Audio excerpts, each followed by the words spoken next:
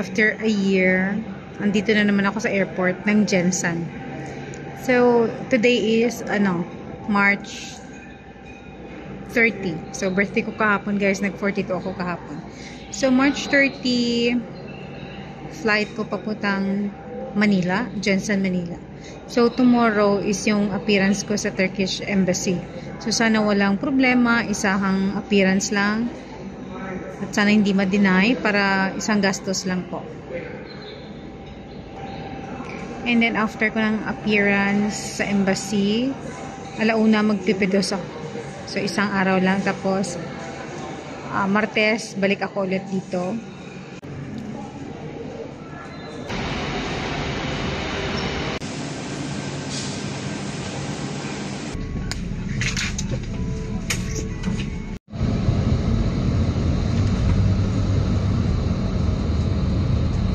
Guys, nakahanap ako ng yung capsule lang.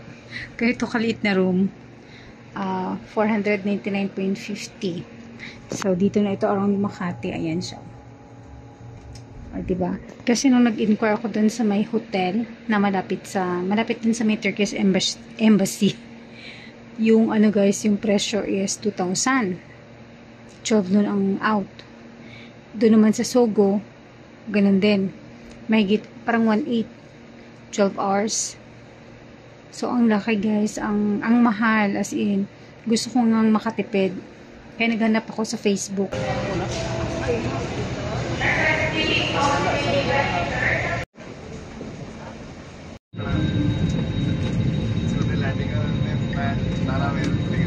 So, hello guys, tatapusin ko yung video ng aking appearance kasi hindi ako nakapag-video kasi guys, super yung aking experience, okay? Hindi ako nakapag-video sa aking visa appearance and then yung aking pidos, hindi ko na siya na-videohan kasi super yung aking experience. So, ganito, pumunta ako ng Manila, March 30, Sunday yon, and then March 31 yung aking visa appearance. Okay? So, sa mga nagtatanong, may question and answer portion ba sa visa appearance? So, wala pong question.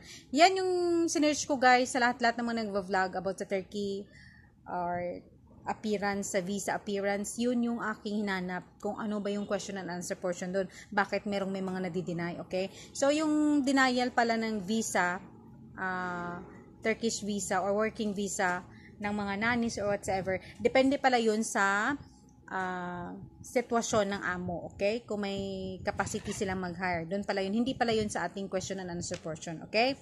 Kasi walang question and answer portion pagdating sa Turkish Embassy. So, magsasubmit ka lang ng documents, dapat original lahat, from 2x2 picture, NBI, PSA ng birth or married kung kasal kayo, and then yung 3 papeles na galing ng employer. Yung may mga kasama ako doon, parang 5 yung sa kanila, yung sa akin naman is 3 papel, okay? So, pagpasa mo ng papel, tatawagin ka for biometric. So, yung kamay, ganyan, yung fingerprint natin, 2, tapos pirma. And then, magbabayad ng $200 and then, voila, wala ka nang gagawin. Yun lang. Pag wala kayong problema, guys. So, ako kasi, may mga problema sa akin, okay? So, 9 o'clock, nag-open yung Turkish Embassy. So, siguro 9:30 na kami, nakapasa ng documents. So, yung nauna sa akin na 2 Pinay, walang naging problema. Ako guys, may problema. Kasi yung aking yung sinabi ko, yung binanggit ko na 3 papel, contract, invitation, ewan ko kung ano pa yung isa na galing dun sa Turkey, galing sa amo. Hindi malinaw yung pagka-print guys. Siguro pangit yung printer nung agency ko dito sa Jensen. Siguro hindi ganoon ka-clear. So may mga line na itim. So hindi siya tinanggap nung staff doon. So, binalik sa akin yung papel ko. Sabi niya, ma'am, pag nagawan mo yan ng paraan, matanggal yung mga dumi ng iyong papel, ibalik mo siya dito, huwag ka nang pumila, diretso mo na lang siya ipasa sa akin. Buti na lang guys, luckily dun sa floor ng Turkish Embassy, 17th floor yun meron isang, doon, opisina na tumatanggap ng, pwede silang mag-print or edit ng whatsoever kung kaya nila, okay? So, message ko yung aking agency, ma'am, please, hindi tinanggap yung papeles ko kasi ganito, madumi. So, ginawa naman ng paraan ng agency ko. Mabilis naman niya akong sinendan ulit ng panibago. So, pininrint ko na lang at colored yung pagka-print kaya so maganda siyang tingnan. Tapos, inayos na lang din ng staff dun sa may, kung saan ako nagpa-print. Kinwrap niya yung mga may guhit-guhit, something ganyan. Inayos niya. So, nung pinasa ko siya, siguro mga past 10 na. Kasi natagalan ako doon. So, nung pinasa ko siya, mga past 10 in the morning, tinanggap naman. So, nag-antay ako. Tapos, tinawag na ako guys for payment, yung $200. Unfortunately guys, yung isa kong pera na $100, tinanggap. I mean, okay siya. Pero yung isa, may kunting punit. So, tayo as normal na citizen, na hindi naman tumitingin-tingin ng pera, di ba? Hindi talaga mapapansin yung maliit na punit, guys. Pero sila, yung staff ng Turkish Embassy, yung mga empleyado doon, as in super keen, okay?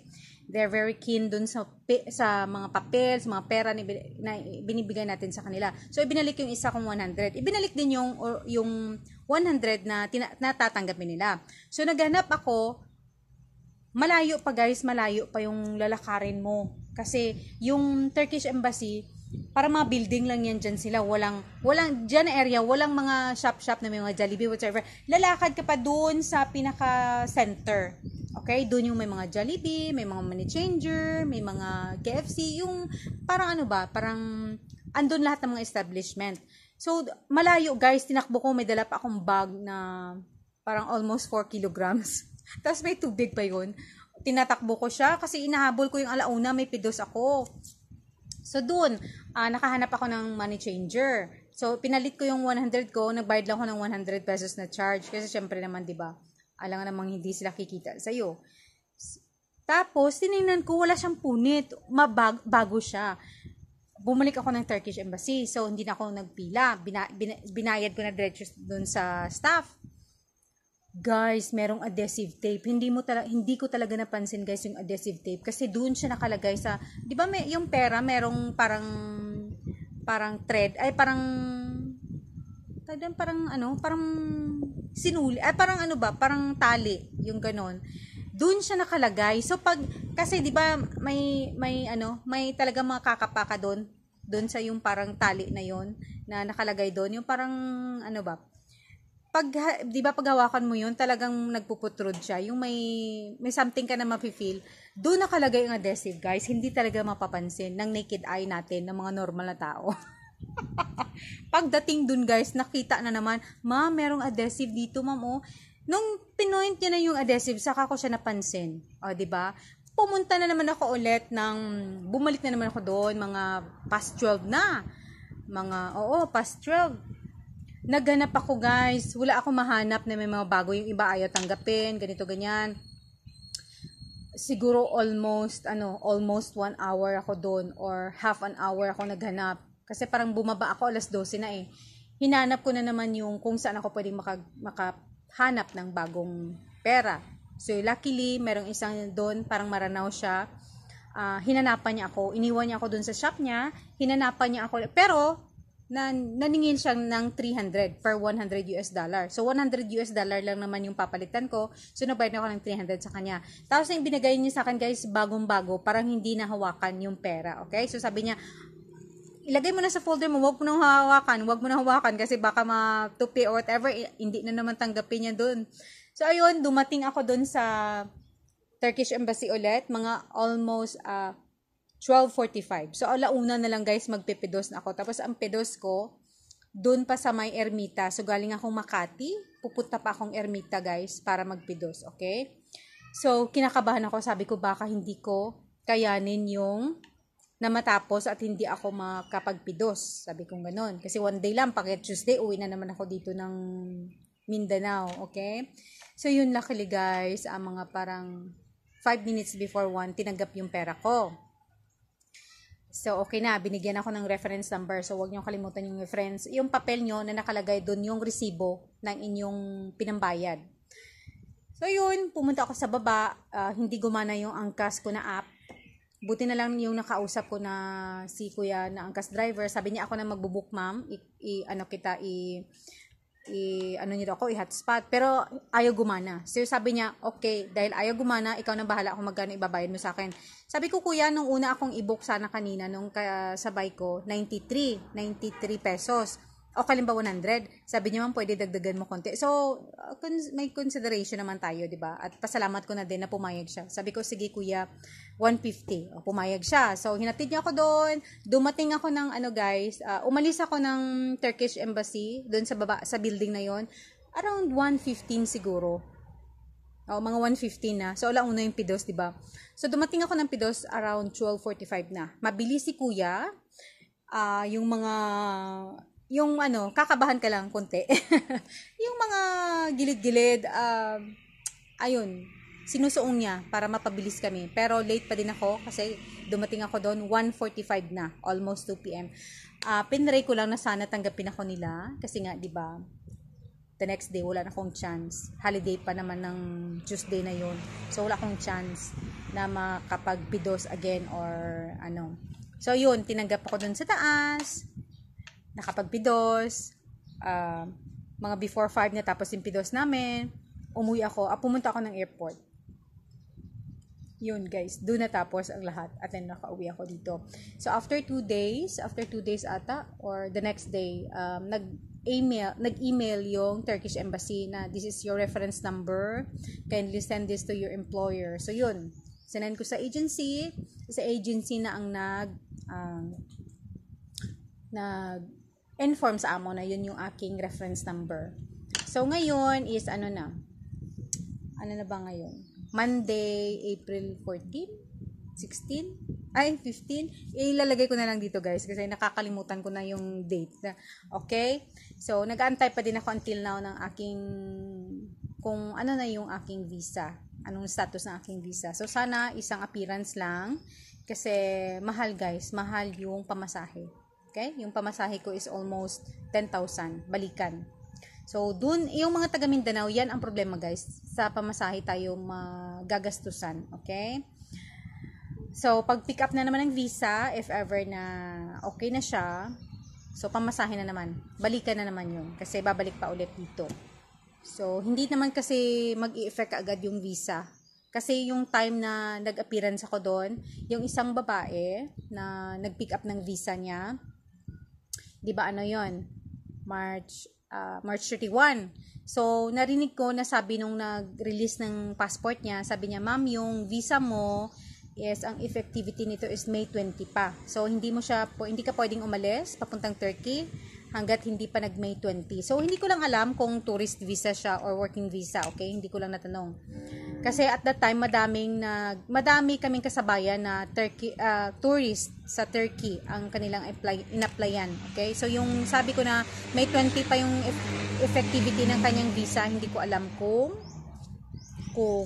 working visa ba yun or whatever. Okay? So, guys, thank you so much sa panonood. Sana may makuha kayong idea. Dun sa mga mag-a-appearance, huwag kayong kabahan kasi walang question and answer portion. Okay? Just make sure na ang inyong mga ipinasang documents, malinaw, maayos, and then yung pera ninyo, bago, walang punit.